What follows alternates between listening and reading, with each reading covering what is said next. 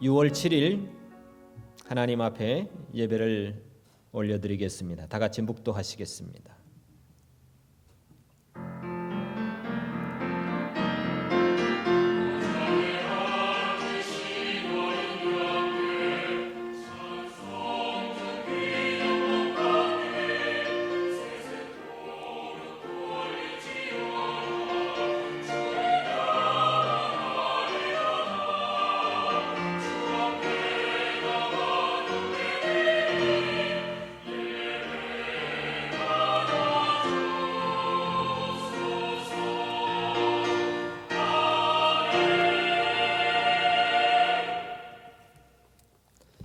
찬송가 35장입니다. 통합은 50장.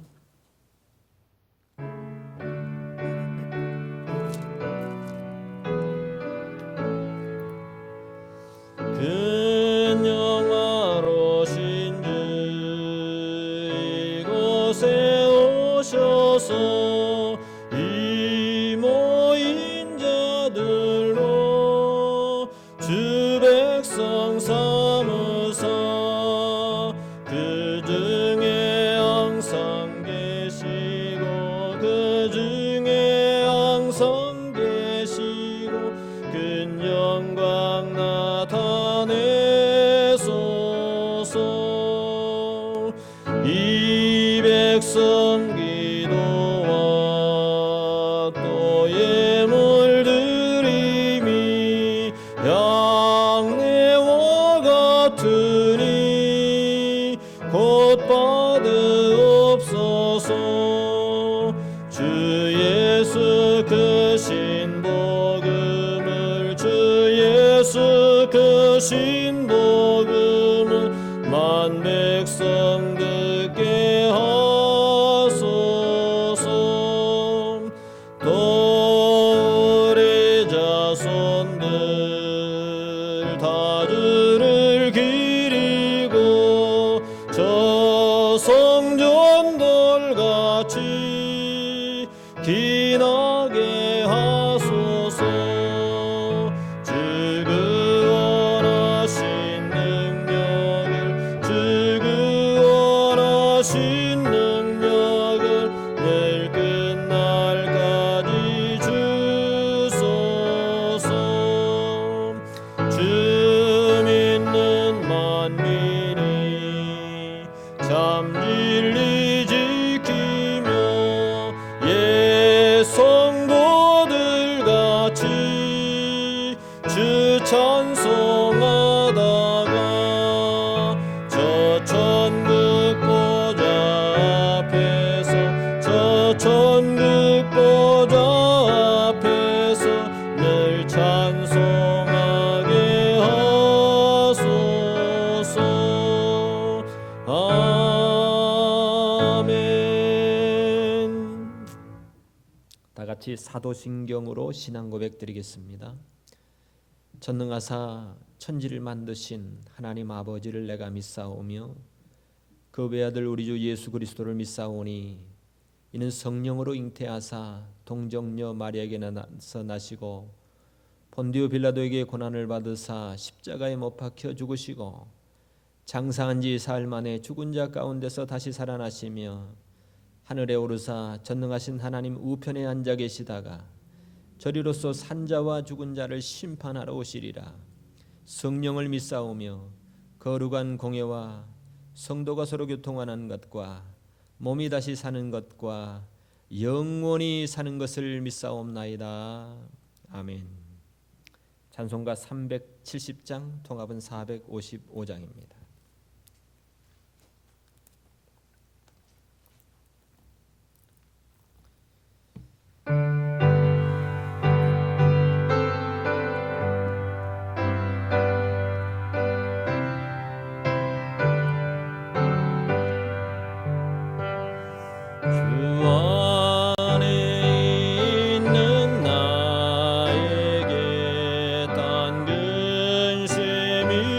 있으려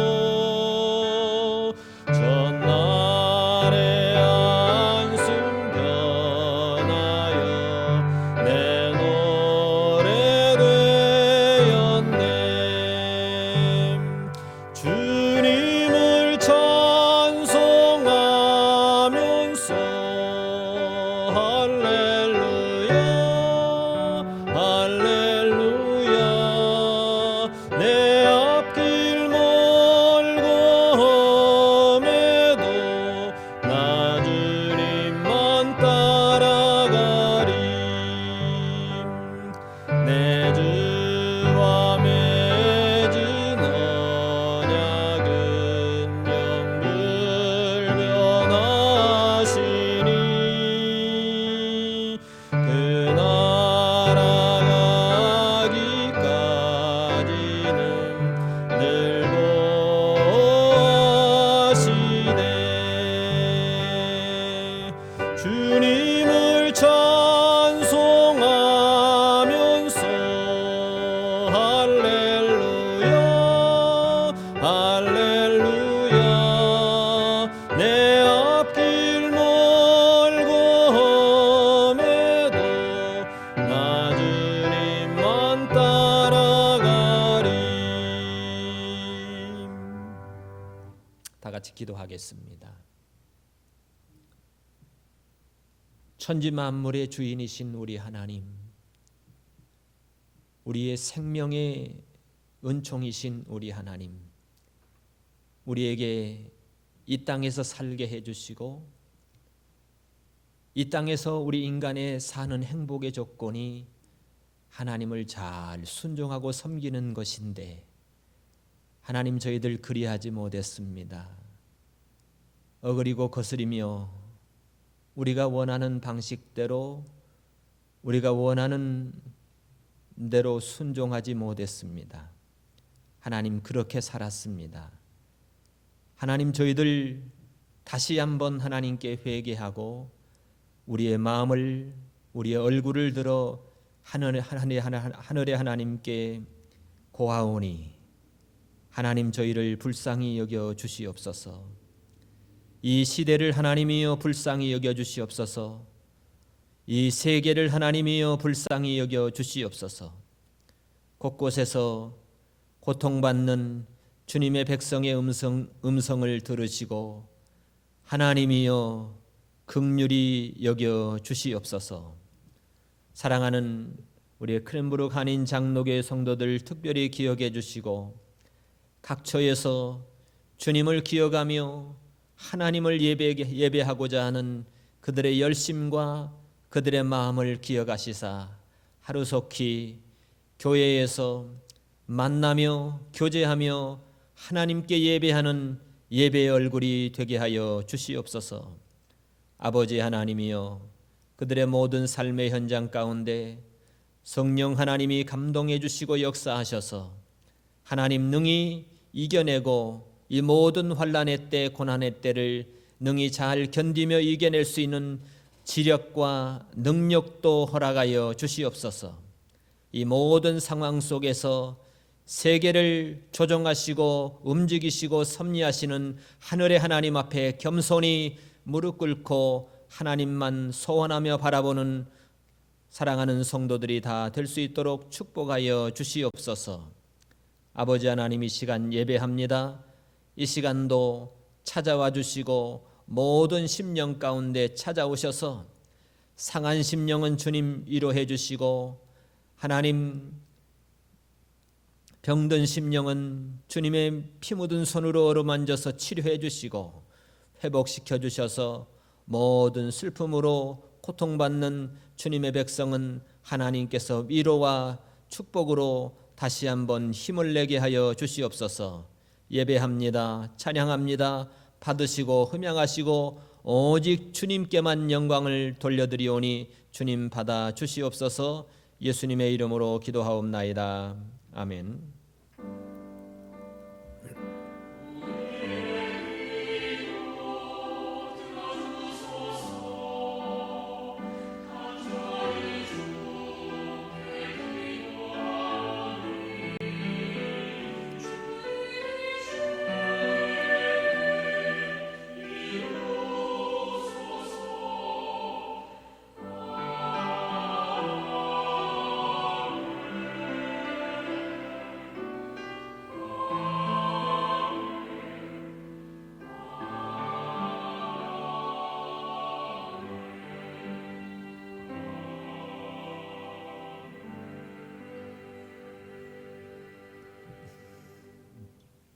우리 하나님 말씀은 창세기 2장 8절로 17절입니다. 창세기 2장 8절부터 17절.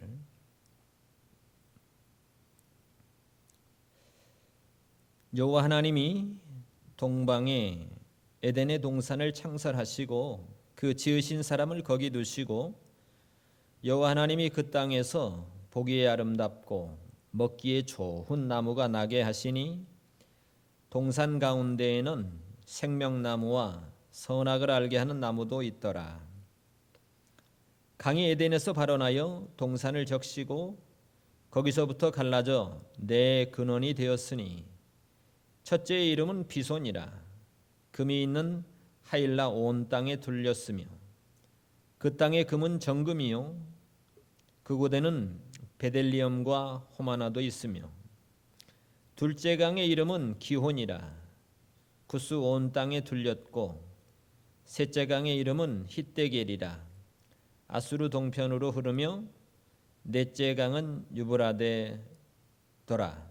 여호와 하나님이 그 사람을 이끌어 에덴 동산에 두사 그것을 다스리며 지키게 하시고 여호와 하나님이 그 사람에게 명하여 가라사대 동산 각종 나무의 실과는 내가 임으로 먹되 선악을 알게 하는 나무의 실과는 먹지 말라.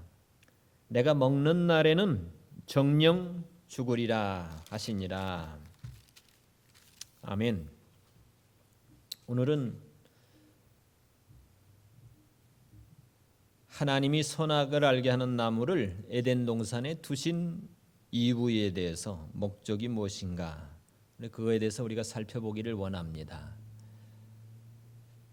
8절로 9절에 보니까 여호와 하나님이 동방의 에덴의 동산을 창설하시고 그 지으신 사람을 거기 두시고 여호와 하나님이 그 땅에서 보기에 아름답고 먹기에 좋은 나무가 나게 하시니 동산 가운데에는 생명나무와 선악을 알게 하는 나무도 있더라. 이렇게 얘기하고 있습니다. 하나님이 아담과 하와를 만드시고 에덴이라는 아주 정말 아름다운 곳에 그들을 두셨습니다. 하나님께서는 우리에게도 이런 아름답고 복된 새하늘과 새 땅, 그 영원한 천국을 준비해 주신 줄로 믿습니다. 거기에 보니까 동산 가운데 생명나무와 선악을 알게 하는 나무도 있었다. 예. 이 동산에 하나님이 보기에 아름답고 먹기에 좋은 나무, 각종 그런 아름다운 열매들이 막 주렁주렁 이렇게 열리게 했다는 겁니다. 근데 거기에 하나님이 생명나무와 선악을 알게 하는 나무도 있게 했다. 그런데 이 생명나무와 선악을 알게 하는 나무도 우리가 실제 나무였던 것을 우리가 기억해야 될 줄로 믿습니다. 여기에 보니까 생명나무, 이 생명나무는 그것을 먹으면 건강도 하고 영생할 만한 그런 열매였던 것 같습니다. 그런데 범죄 후에는 하나님 여기 뒤로 가보면 하나님께서 그 나무 열매를 먹지 못하도록 화연검으로 천사들을 통해서 길을 막으셨다고 이렇게 나옵니다. 그 나무에는 아마도 영생이 있음을 암시합니다. 우리가 천국에도 생명나무가 있을 것입니다. 계시록 22장 2절에 보면요. 물론 선악을 알게 하는 나무도 있고요. 천국에는 없겠지만 거기에. 근데 여기 생명나무의 실과에 대해서 우리가 한 가지 생각해 볼 건 뭐냐면 신약 성경에도 생명나무, 생명에 대해서 예수님이 이렇게 말씀하시죠. 내가 생명의 떡이니 인자의 살을 먹지 아니하고 인자의 피를 마시지 아니하면 너희 속에 생명이 없느니라. 내 살을 먹고 내 피를 마시는 자는 영생을 가졌고 마지막 날에 다시 살리리니 내 살은 참된 양식이고 내 피는 참된 음료다. 그러면서 내 살을 먹고 내 피를 마시는 자는 그 사람은 내 안에 거하고 나도 그 안에 거할 거다. 그러면서 이 떡을 먹는 자는 영원히 살리라. 어쩌면 이 생명나무 실과는 예수 그리스도를 믿음으로 말미암아 얻게 될 영생의 언약의 표지가 아닌가, 그런 과일이 아닌가 생각해 봅니다.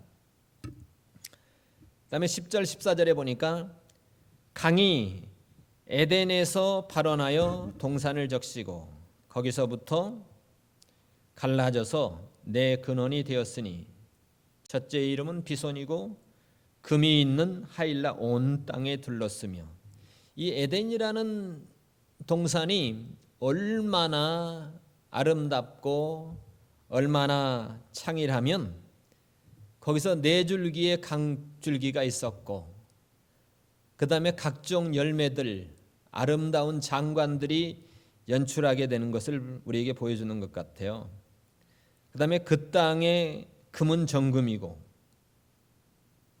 금덩어리들, 정금들 얼마나 휘황찬란했겠습니까? 뿐만 아니라 그곳에는 베들레헴과 호마노도 있으며 이런 보석들이 있었다는 거죠. 둘째 강의 이름은 기온이고 온 땅에 둘렸다는, 온 땅이. 셋째 강은 히데겔, 아수르 동편으로 흐르고 넷째 강은 유브라데더라. 이런 에덴의 동산, 상당히 높은 지대에 있었던 것 같기는 해요.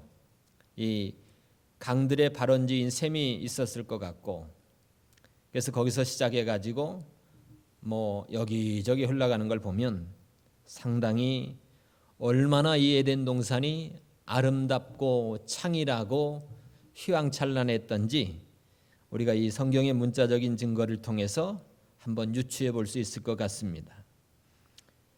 여기 첫째 강은 비손이다. 온 땅에 들렸다. 위치는 알려져 있지 않습니다.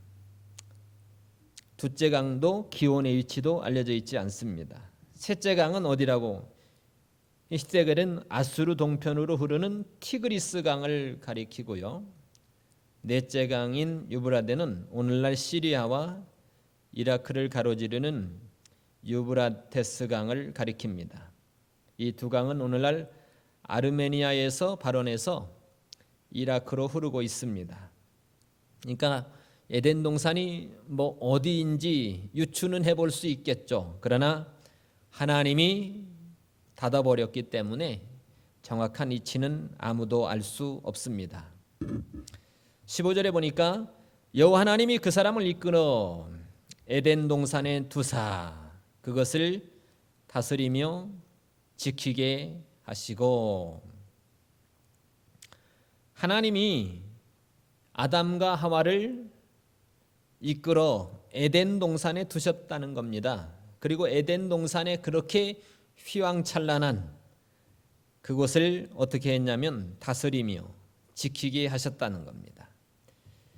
여기에 보니까 2장 5절에 보면 여호와 하나님이 땅에 비를 내리지 아니하셨고 경작할 사람도 없었으므로 들에는 초목이 아직 없었고 밭에는 채소가 나지 아니하였으며, 이걸 보면 하나님이 이런 자연 만물과 그 다음에 초목과 채소와 아름다운, 보기에도 아름답고 먹기에도 좋은 이런 과일 나무들을 하나님께서 만드신 이유가 사람을 위해서 만들었다는 것을 우리가 생각해 볼 수 있습니다.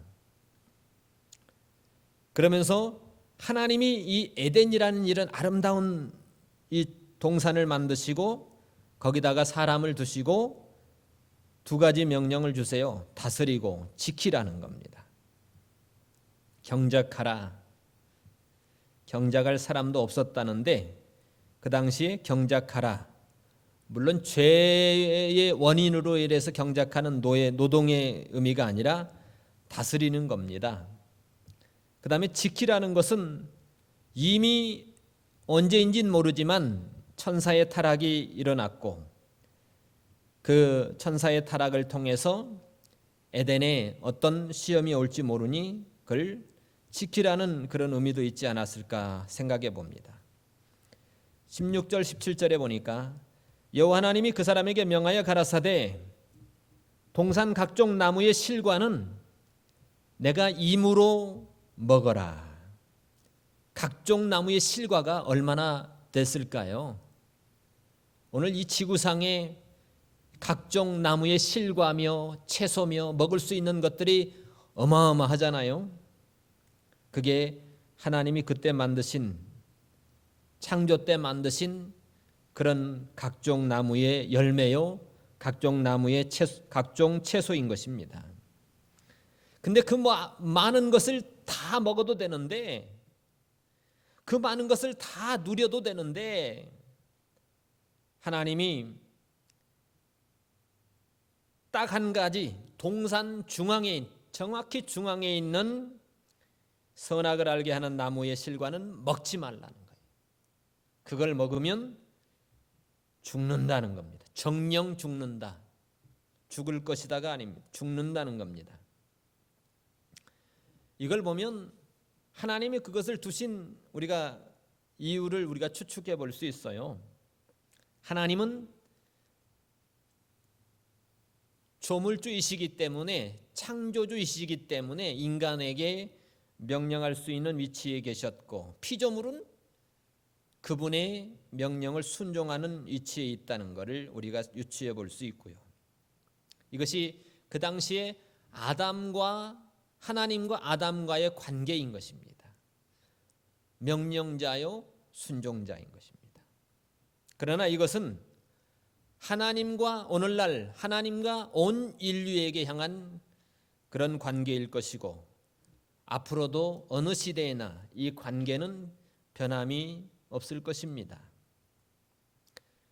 결국 아담의 실패는 에덴 동산에서의 추방은 이런 하나님과의 관계를 지키지 못했기 때문에 일어난 일들인 것입니다. 성경에 보면 모세는 신명기에서도 보면요 10장에도 그렇고 이스라엘아 내 하나님 여호와께서 내게 요구하는 것이 무엇이냐 곧 내 하나님 여호와를 경외하며 그 모든 도를 행하고 그를 사랑하며 마음을 다하고 성품을 다하여 내 하나님 여호와를 섬기고 내가 오늘날 내 행복을 위하여 내게 명하는 여호와의 명령과 규례를 지킬 것이 아니냐. 이 관계는 이 에덴에서의 관계뿐만 아니라 후에 아브라함과의 관계도 그렇고요. 아브라함에게 내 본토와 친척과 아비집을 떠나라. 내가 내게 지시하는 땅으로 가라. 순종했을 때 하나님은 순종한 그 아브라함을 의로 여기셨다고 했거든요. 그리고 100세 때 아들을 주시고 시험했을 때에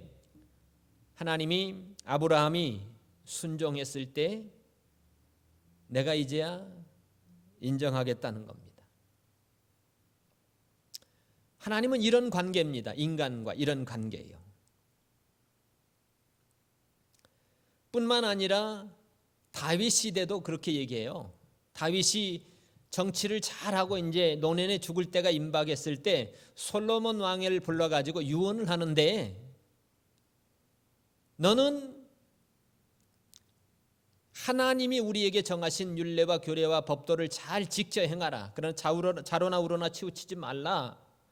그러면서 이렇게 하나님의 말씀을 잘 순종하게 되면 내 허리에서 날 왕들이 내게서 끊어지지 않는 하나님의 축복을 받게 될 것이다.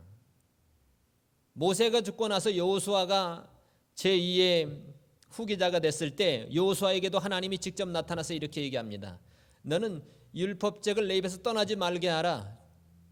주야로 묵상하라. 그러면서 좌로나 우로나 치우치지 아니하고 내가 너에게 명하는 이 명령을 지키면 어디로 가든지 네가 형통할 것이라는 겁니다. 에덴에서의 형통의 조건도 하나님이 우리에게 말씀하신 그 말씀을 순종하는 것이고, 모세 시대 때도, 아브라함의 시대 때도, 모세 시대 때도, 여호와서 시대 때도, 이 다윗 왕조, 이스라엘의 왕조 시대 때도, 오늘날 우리에게도 똑같다는 겁니다. 전도서에 보면 일의 결국을 다 들었으니 하나님을 경외하고 그분의 명령을 지킬지어다. 이것이 모든 인류의, 모든 인간의, 사람의 본분이 되는 것입니다 라고 얘기하는 겁니다. 여러분, 모든 인생의 결론을 다 통틀어 봐도 솔로몬이 그렇게 화려한 인생을 살아보면서 가질 것 다 가져보고, 세상에서 그 당시에 솔로몬의 국가가 어마어마했지 않습니까? 그런 화려한 왕국의 왕으로서의 통치도 해보고, 하나님이 주신 화려한 그 지혜도 가져보고, 그런 많은 능력을 소유해봤지만 지내보니까, 일의 결국을 다 지내보니까, 들어보니까 인간의 가장 근본인 하나님을 경외하고 그분의 명령을 지키는 것이 인생의 본분이며, 그것이 인생의 축복이고, 그것이 인생의 행복이라는 것을 우리에게 말해주고 있는 겁니다. 하나님께서 오늘 여기 선악을 알게 하는 그 나무는 따먹지 마, 그거는 하나님 명령이잖아요. 하나님의 명령이 뭡니까? 그거는 인간에게 자유를 주셨다는 의미가 아닙니까? 네가 따먹을 수도 있고 안 따먹을 수 있는 권리를 주셨다는 거예요. 그렇지만 인간의 그 자유는 하나님의 명령 안에서의 자유인 겁니다. 결국 먹지 마, 죽어. 그건 하나님이 주신 그 축복이 하나님을 순종하는 데 출발한다. 하나님을 순종하는 데에서 출발한다는 거예요. 불순종은 죽음이라는 겁니다. 결국에 죄의 싹은 사망이다. 로마서 6장 23절에 나오게 되죠. 순종하면 살 수 있다는 겁니다. 안 죽는다는 겁니다. 성경에서도 영생을 얘기합니다. 우리가 성경에서 영생을 얻는 줄 생각하고 성경을 상고한다고 말하죠.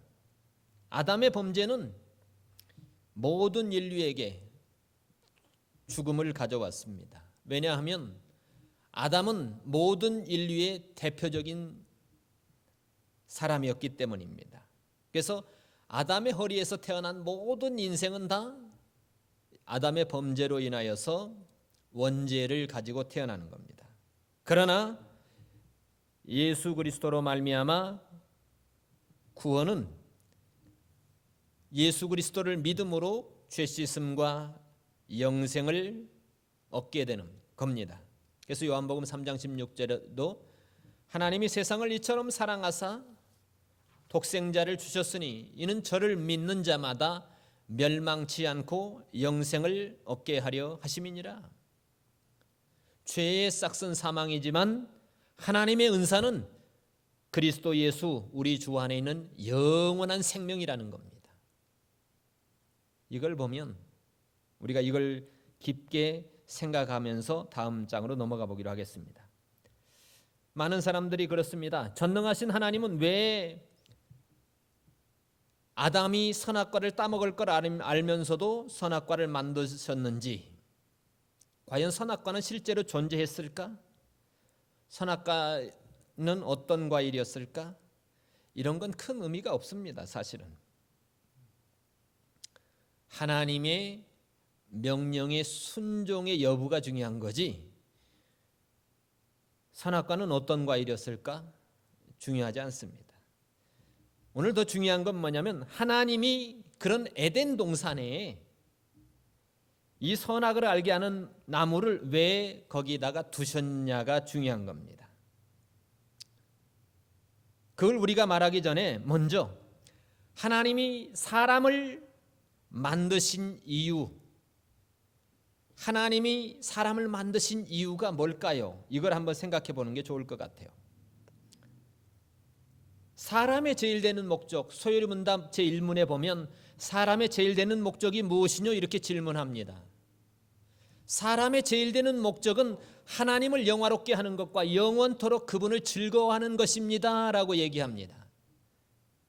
우리 인간이 하나님을 어떻게 영화롭게 합니까? 시편에 보면 하늘은 하나님의 영광을 선포하고 다른 그 빛을 통해서, 별들은 그 빛을 통해서, 태양은 그 빛을 반사함을 통해서 하늘의 하나님의 영광을 선포한다고 말합니다. 그러면 우리가 하나님을 어떻게, 하나님이 사람을 만드신 제일 되는 목적 중에 하나인 하나님을 영화롭게 하는 것인데 어떻게 하면 하나님을 영화롭게 할 수 있을까요? 그렇습니다. 하나님이 만드신 그 사람의 본분을 잊지 말고 우리가 이 삶을 통해서 우리의 말을 통해서든지 우리의 생각을 통해서든지 우리의 행실을 통해서든지 그 모든 부분이 하나님의 이름을 높아지게 하면, 하나님의 이름이 영광을 받게 하면 그렇게 하나님의 이름을 영화롭게 하는 겁니다. 말 그대로 우리의 삶을 통해서 하나님의 영광을 반사하는 겁니다. 예수님도 그랬죠. 산상수훈에서 너희는 세상의 빛이니, 너희는 세상의 소금이니, 그것과 똑같은 겁니다. 맛을 내는 겁니다. 내가 그리스도인이라면 말에도 맛이 나야 되고 내 행실에도 맛이 나야 돼요. 짠맛이 나야 돼. 짠맛이 안 나면 자기 밖에 버려워가지고 사람에게 밟힐 뿐입니다. 빛이 나야죠. 내 속에 하나님이 계시는데, 성령 하나님이 계신데 빛이 나야죠. 빛이 나지 않으면 아무 의미가 없다는 겁니다. 그래서 우리가 하나님을 영화롭게 한다는 건 말 그대로 내 삶을 통해서 하나님의 영광이, 광채가 반사되는 거예요. 어떨 때 우리가 하나님이 영화롭게 될까요? 인간은 이 땅에서 하나님의 하나님 되심을 인정함이 예배하는 겁니다. 예배로 나타나야 돼요. 우리가 매 주일마다 하나님께 예배하러 오는 예배의 이 시간이 매 주마다 하니까, 매년마다 하니까 식상해 한다고 하면 그건 죄입니다, 사실은. 매 주마다 와도 매 시간마다 하나님을 예배할 때 우리의 심정이 하늘의 하나님을 향한 그 진정한 마음과 경외하는 마음과 두려워하는 마음으로 나와야 됩니다. 그것이 하나님을 영화롭게 하는 방법 중에 하나입니다. 하나님의 자녀로서 예배의 특권을 행사하는 것, 이것이 바로 하나님을 영화롭게 하는 방법 중에 하나고, 내가 이 백성을 내가 나를 위해서 지었나니 나의 찬송을 부르게 하려 함이라. 예배를 통해서, 우리의 삶을 통해서 하나님의 이름을 찬양하는 겁니다. 기도하는 겁니다. 기도하는 것이 하나님의 하나님 되심을 인정하는 것이 기도입니다. 이 모든 걸 통하여 우리의 하나님의 자녀에게 준 이 권리를 행사함을 통하여 하나님을 영화롭게 하는 거예요. 우리 하나님은 우리를 만드실 때에 하나님의 형상대로 우리의 모양을 따라, 우리의 모양대로, 우리의 형상대로 우리가 사람을 만들었다고 그랬습니다. 그래서 우리 사람에게는 특별히 지정의의 인격적인 그런 자유의지를 우리에게 허락하신 겁니다. 그래서 우리 사람을 만드신 이 이유를 우리가 기억하시고, 왜 하나님이 선악과를 거기 두셨을까? 그걸 넘어가 보면 이런 사람이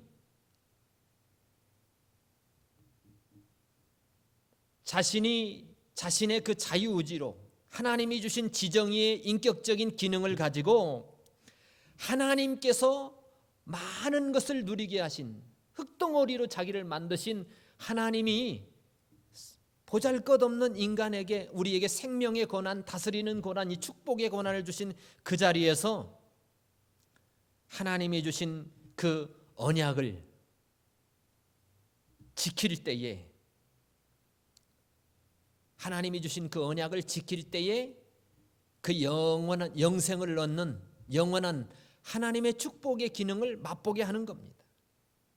그래서 그걸 통해서 하나님께 영광이 돌아가게 하려고 했던 거예요. 뿐만 아니라 그 언약을 지킴을 통해서 영원한 상급을 또한 하나님이 주시기를 원했던 것입니다. 그래서 순종하면 산다, 먹지 않으면 산다는 겁니다. 영원한 생명이 주어진다.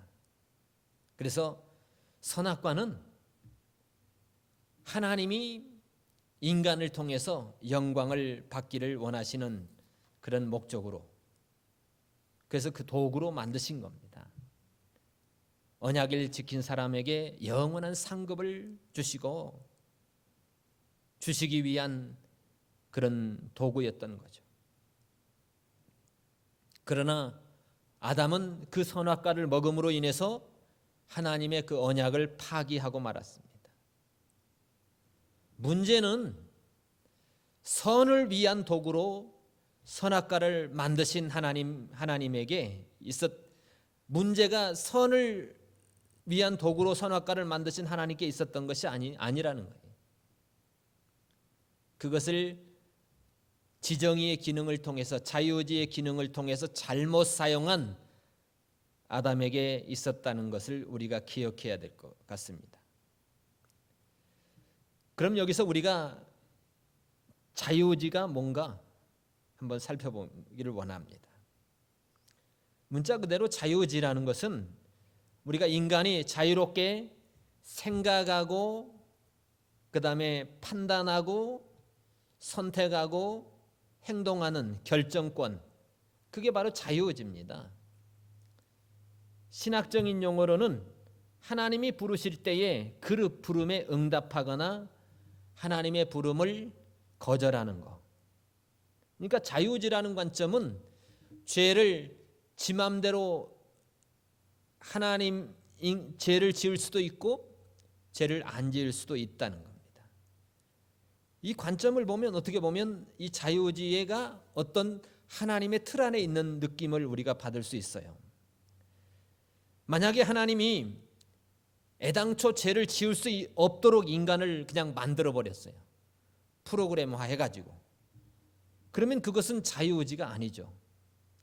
아마도 버튼의 어떤 프로그램에 의해서 움직이는 로봇과 같은 그런 것과 똑같은 것이 아닌가요? 선택권이 없이 누군가에 의해서 시키는 대로 하는 그런 꼭두각시와 같은 그런 존재일 뿐인 거죠. 그러나 하나님은 인간을 만드실 때 하나님의 형상대로 만드셨고, 지정의의 기능이 있는, 선택과 결정을 할 수 있는 어떤 인격적인 존재로 만드셨다는 것을 우리가 기억해야 됩니다. 그래서 어떤 사람들은 이런 자유의지에 대해서 두 가지 질문을 한다고 합니다. 하나님이 인간의 영혼을 창조하실 때 인간이 범죄를 하지 못하도록 만드셨다면 아무런 문제가 없었을 것이 아니냐. 이미 자유의지에 대한 설명을 했기 때문에 해답이 됐죠. 두 번째, 인간이 범죄할 수 있도록 하나님이 창조하셨다면 하나님이 악을 조장하시는 것이 아닌가. 그렇습니까? 이것은 하나님이 인간이 스스로 자유의지를 갖도록 창조하셨기 때문에, 그리고 하나님은 인간과 천사에게 자유의지를 갖도록 창조하셨기 때문에 사람과 천사가 스스로 자기 의지대로 악을 선택하고 그렇게 해서 타락한 것에 불과한 것입니다. 그러니까 결국 동산 각종 나무의 실과는, 각종 나무의 실과, 얼마나 많은 실과가 많았겠어요. 한마디로 1000가지 중에 한 가지. 1000가지의 종류는 먹는데 이 한 가지는 먹지 마. 먹으면 죽어. 안 먹으면 되잖아요. 다른 거 누릴 수 없는 것도 아니고. 만약에 1000가지는 먹지 마는데 이 한 가지만 먹어. 그러면 얼마나 힘들었겠어요. 그런 것도 아닌데. 이런 자유로운 선택에 대해서 이 자유의지에 대해서 이렇게 말하고 있는 겁니다. 이 조직신학자 웨인 그루돔이 제 9장 구항의 자유의지에 대해서 이렇게 써놨는데요. 하나님께서는 인간에게 의지를 부여하셨는데 이 의지는 본성상 자유하다는 겁니다. 따라서 이 인간의 자유의지는 억지로 선을 결정하거나 악을 결정하지 않는다는 억지로. 자연의 필요성이 아무리 강해도 이 인간의 자유의지를 강제할 수 없다.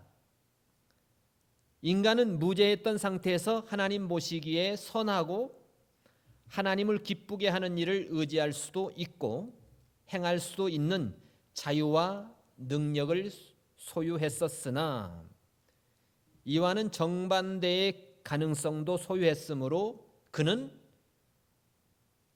타락하고 말았다. 그러나 인간은 죄의 상태로 이제 타락한 다음에 죄의 상태로 타락함으로 구원을 가져올 그 어떤 영적인 선에 대한 그 어떤 의지도 상실하고 말았다. 인간이 이제는 타락한 인간이 자기 어떤 스스로의 노력으로 구원에 이를 수 없다는 것을 얘기하는 겁니다. 그다음에 네 번째 보니까 하나님께서 한 죄인을 회심시켜서 그를 은혜의 상태로 옮겨 놓으실 경우 그는 인간을 죄의 자연적 속박과 노예 상태에서 해방시키사 오직 그의 은혜로.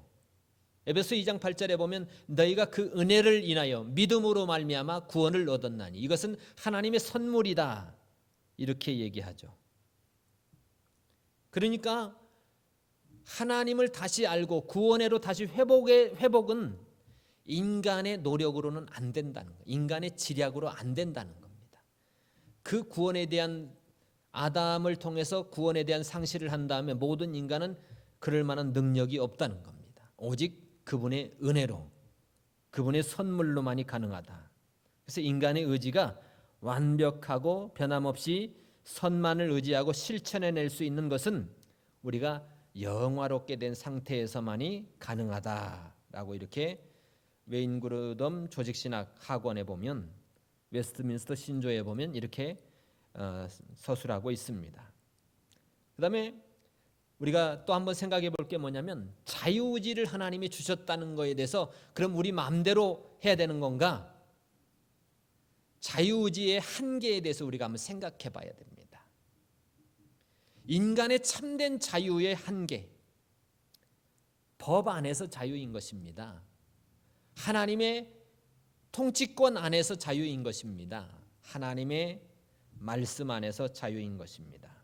동물들은요, 배고프면 본능적으로 사냥해서 먹고 그 본능을 누가 줬냐면 하나님이 100% 동물들에게 줬어요. 어떻게 보면 동물의 의지는 하나님이 주신 의지의 기능을 주신 그 수동적인 로봇 같은 그런 의지인 것입니다. 그러나 인간의 경우는 달라요. 배고프면 내가 뭐 밥을 먹을까 김치찌개를 먹을까, 이것은 자신이 순전히 인간 자신이 그 지정으로만 판단해서 선택하고 결정합니다. 의지를 사용하는 과정에선 어느 누구도 뭐 영향을 받지 않습니다. 그러나 동물처럼 프로그램화되어 가지고 그 의지가 일방적인 선택으로 강요되지도 않습니다. 순전히 자신에 의한 선택에 의해서 할 수 있다는 겁니다. 근데 분명한 것은 인간은 하나님을 떠나서는 아무것도 할 수 없다는 것, 없는 존재라는 겁니다. 하나님이 허락하지 않으면 숨도 못 쉬어요. 언제라도 하나님이 우리의 목숨을 거둬가면 그대로 끝나는 겁니다. 우리는 하나님이 만드신 지정의의 인격체를 받아서 우리가 생각하고 말하고 행동을 통해서 우리가 판단하고 결정할 수 있지만 우리는 하나님이 만드신 피조된 진흙에 불과하다는 거예요. 그러나 그분은 우리를 창조하신 조물주라는 겁니다. 그러니까 인간이 아무 장애 없이 자기의 의지를 자유롭게 사용은 하지만 그렇게 선택하고 결정할 힘, 그런 것도 실제로는 하나님이 주시지 않으면 가능하지 않다는 거죠. 결국 인간의 자유의지는 완벽하고 완전하긴 하지만 상대적인 자유의지라는 겁니다. 그러나 하나님의 의지는 완벽하다는 거예요. 절대적이라는 거예요. 그래서 하나님의 속성은 홀로 계시는 거예요. 스스로 계시는 거예요. 변하지 않으시고 불변하시고 무한하시고 단일하신 한 분밖에 없는 그런 하나님. 그래서 어떠한 존재로부터도 영향을 받지 않는 그분이 하나님이십니다. 그래서 마르틴 루터는 이렇게 얘기했잖아요. 나는 자유의지라는 단어 자체가 결코 생각나지 않았으면 한다.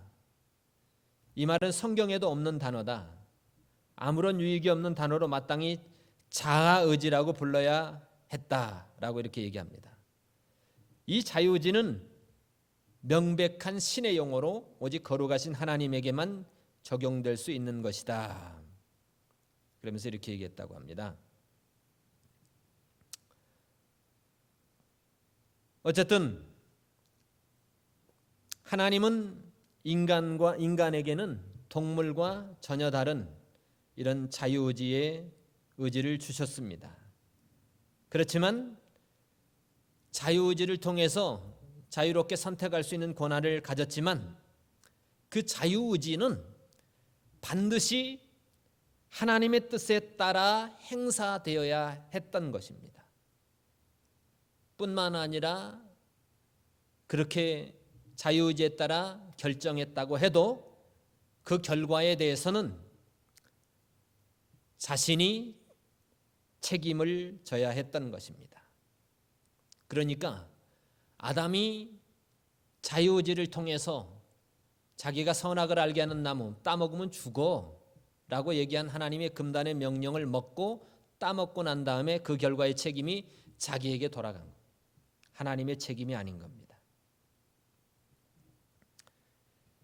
하나님은 인간을 이처럼 지정의의 인격체인 자유의지를 가진 한 거룩한 인격체로 만들었습니다. 로봇도 아니고 동물도 아닌 하나님도 아닌 그냥 인간으로 만드셨다는 겁니다. 그들에게 복을 주시며 우리의 형상대로 우리 모양대로 사람을 만드셨는데 그들에게 복을 주시며 그들에게 이르시되 생육하고 번성하고 땅에 충만하라. 땅을 정복하라. 바다의 고기와 공중의 새와 땅에 움직이는 모든 생물을 다스리라. 이렇게 얘기했다. 결국에 하나님이 인간을 이 땅에 만드신 것은 이 세상의 관리자로 만드셨습니다. 결국에 인간의 어떤 이 정체성이 나는 피조물이라는 인식을 가져야 한다는 겁니다. 우리가 이 인식, 하나님에 대한 창조주 하나님에 대한 인식과 피조물에 대한 인식, 이 인식을 가지는 것이 겸손이라고 생각합니다. 그래서 선악과는 에덴 동산에 하나님이 만드신 이 선악과는 결국 아담과 하와에게 축복으로 주어진 나무였던 것입니다. 하나님이 선악과를 에덴 동산에 두시고서 아담에게 어떻게 말했습니까? 동산 각종 나무의 실과는 내가 임으로 먹되 선악을 알게 하는 나무의 실과는 먹지 마. 먹는 날에는 정령 죽으리라. 인간이 자기 의지를 무한정 사용할 수 있다고 하지 않았어요. 하나님께서 자유의지를 주었지만 내 자유의지를 내 마음대로 무한정 사용할 권한을 주지 않으셨습니다. 다 먹을 수 있지만 선악을 알게 하는 나무, 이거는 절대 먹지 마. 하나님이 인간의 자유의지의 한계를 분명히 정해 주셨어요. 그러니까 아담에게 준, 하나님의 형상대로 만든 아담에게 준 이 지정의의 인격체, 이 자유의지는, 이 성향은 절대적인 자유의지가 아니라는 거예요. 하나님 안에서, 하나님이 정해놓은 틀 안에서의 어떤 상대적인 자유의지인 것이라는 겁니다. 따라서 하나님 당신의 임재의 상징인 선악과는 어떻게 보면 아담이 그 많은 과일을 먹으면서 생명나무 과실도 먹고 에덴 동산에 두루다니면서 자유롭게 활보하면서 먹고 누리고 할 때마다, 이 선악을 알게 하는 나무를 볼 때마다 어떻게 보면 하나님이 만드신 피조물로서의 자기 가치를 인식하게 만드는, 피조물로서의 자기 정체성을 인식하게 만드는 그런 기능의 역할도 했던 것 같아요. 하나님이 다 먹을 수 있는데 이거 먹지 마 그랬거든요. 그리고 이 에덴 동산을 다스리고 지키라고 했거든요. 그러니까 이것은 어디까지 보면 네가 피조물인 것을 인식하고 잊지 말라는 하나님의 강력한 요청이었던 것 같아요. 그러면서 이거 먹으면 죽어, 이 금령을 주셨는데 이 의도는 그런 것 같아요. 순종하면 영원한 생명이야. 그것도 있잖아요. 그러니까 인간의 활동을 하나님께서 어떻게 보면 이걸 제한하기 위해서 그것을 우리에게 준 것이 아니라는 겁니다. 이거는 뭐냐면 에덴 동산에서의 아담과 하와의 영생의 조건, 행복의 조건은 하나님께서 제안하신 그 금단의 명령을 먹지 않고 순종할 때 가능하다는 거예요.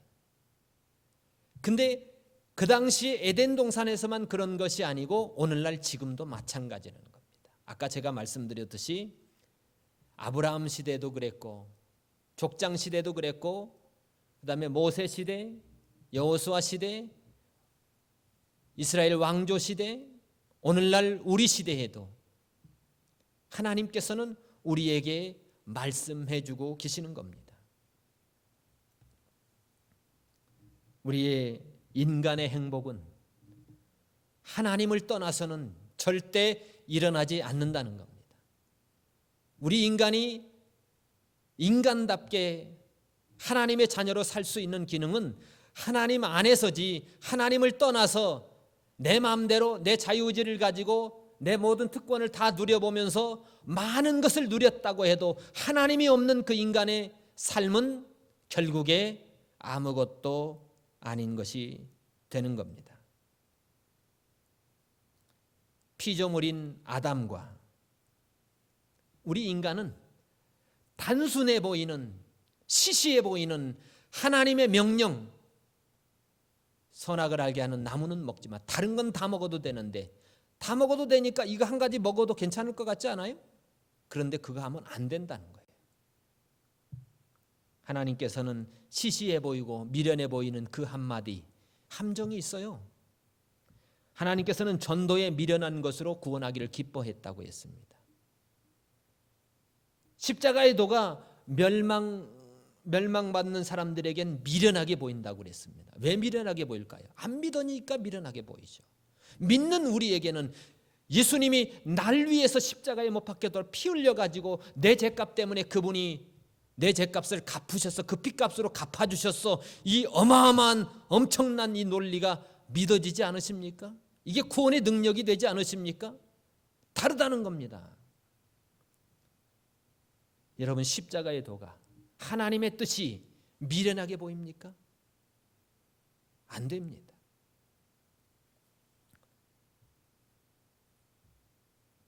우리는 인식해야 됩니다. 하나님이 왜 에덴 동산에 선악을 알게 하는 나무를 두셨는가? 우리는 이 천지의 창조주이신 하나님에 대한 인식과 내가 피조물인 인식을 갖는 것이라고 저는 생각합니다. 그게 겸손이고, 그러면서 우리 인간의 최고의 행복은, 에덴 동산의 행복과 더불어 오늘날 이 시대에 우리가 최고로 행복할 수 있는 조건은 하나님을 떠나서는 절대 일어나지 않는다는 겁니다.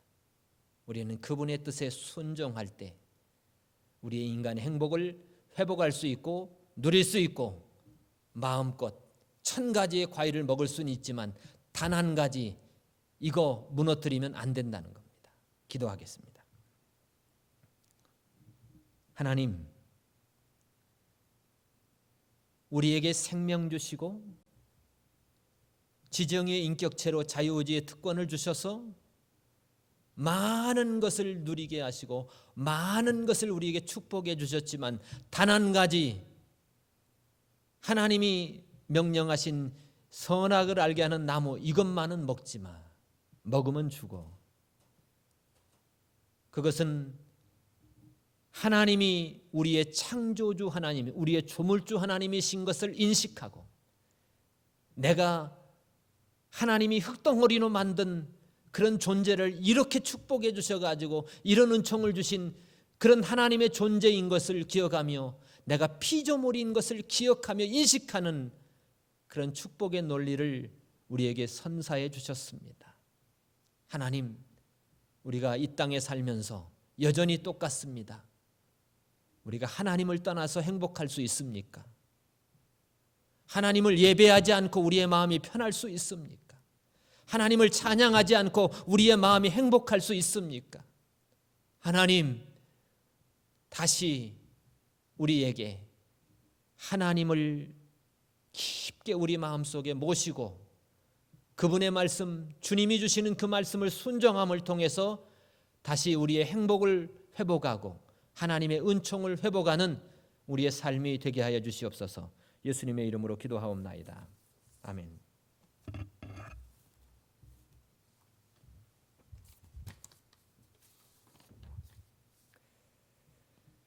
찬송가 354장, 통합은 394장입니다.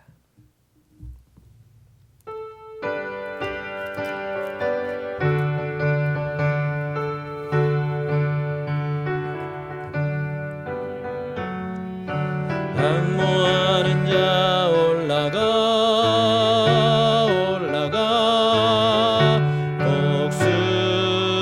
독수리같이 모든 싸움 이기고 근심 걱정 벗으는 올라가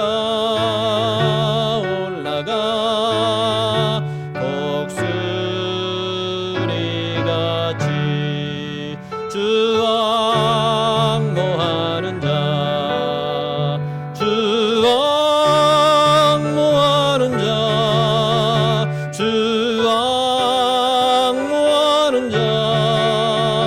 늘 강건하리라. 우르르 앙모하는 자 걸어가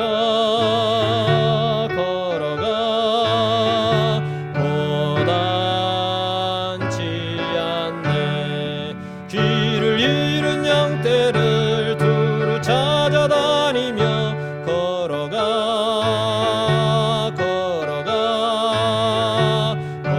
고단치 않네. 주 앙모하는 자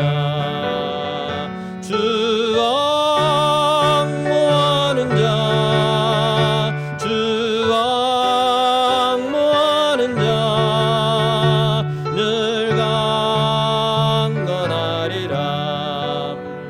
주를 앙모하는 자 달려가 피곤치 않네. 천성문을 향하여 멸류관을 얻도록 달려가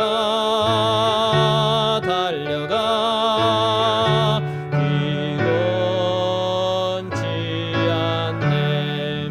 주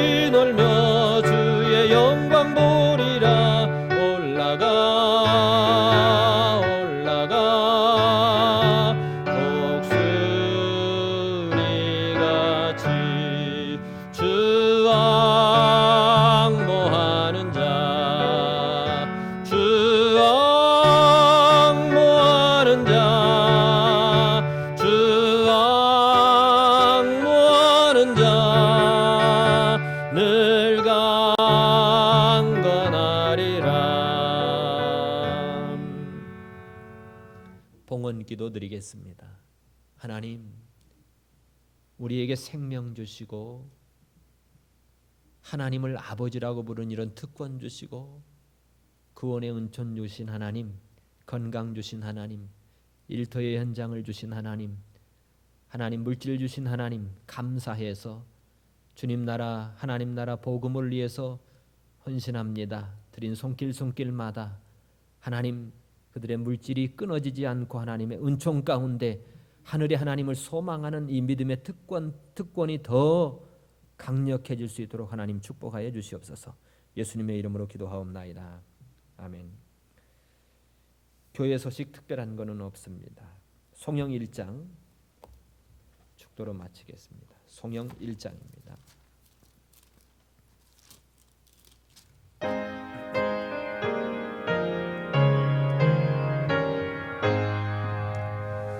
만복의 근원 하나님 온 백성 찬송 드리고 저 천사여 찬송하세 찬송 성부 성자 성령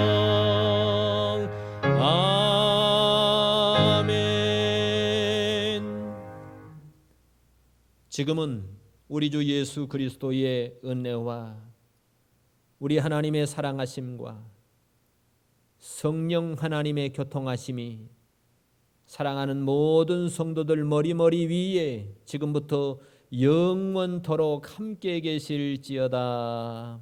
아멘.